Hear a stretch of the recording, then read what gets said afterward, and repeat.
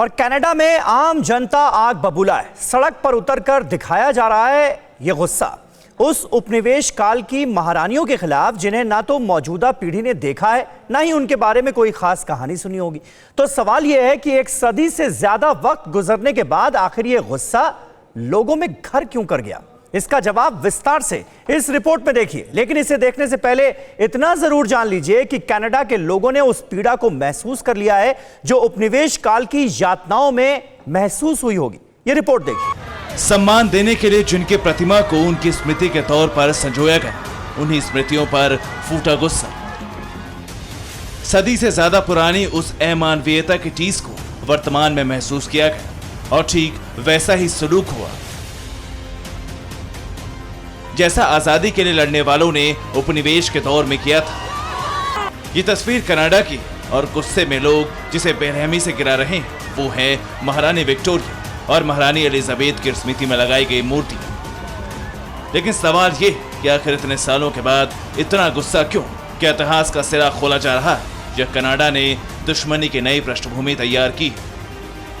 दरअसल ऐसा कुछ भी नहीं। ना तो इतिहास में उपनिवेश के दौरान लड़ी गई जंग की याद ताजा की जा रही, न ही ब्रिटेन से दुश्मनी की पृष्ठभूमि तैयार की जा रही।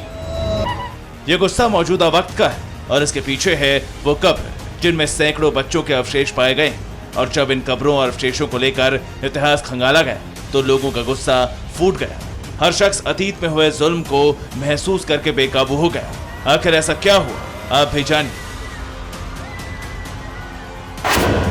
कनाडा के पुराने आवासीय स्कूलों में हजारों कब्र मिली। इन सभी कब्रों में सैकड़ों बच्चों के अवशेष पाए गए।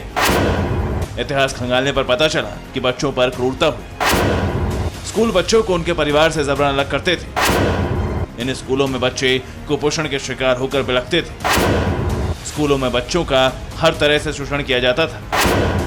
दावा हुआ कि बच्चों से अमानवीयता 165 सालों तक हुई। और जब इतिहास का खुलासा हुआ तो लोग गुस्से में बेकाबू हो गए। विरोध जताने के लिए सबसे पहले विनिपेग शहर की सड़कों पर प्रदर्शनकारी उतरे और कनाडा दिवस के दिन यानी 1 जुलाई को ही उन्होंने महारानी विक्टोरिया के साथ महारानी एलिजाबेथ द्वितीय की प्रतिमाएं तोड़ दी। इसके लिए लोग ब्रिटिश कल्चर को दोषी मान रहे हैं क्योंकि इस तरह से स्कूलों की परंपरा ब्रिटेन ने कनाडा में डाली थी और कनाडा का ब्रिटिश कोलंबिया और सस्केचुएन प्रांत में मिले ये आवासीय स्कूल ही जगह है जहां हजारों बच्चों की कब्र मिली जिनका संचालन कैथोलिक चर्च करता था। Bureau report, TV9 Bharatvarsh. फिक्र आपकी, सोमवार से शुक्रवार रात 9 बजे सिर्फ TV9 भारतवर्ष पर।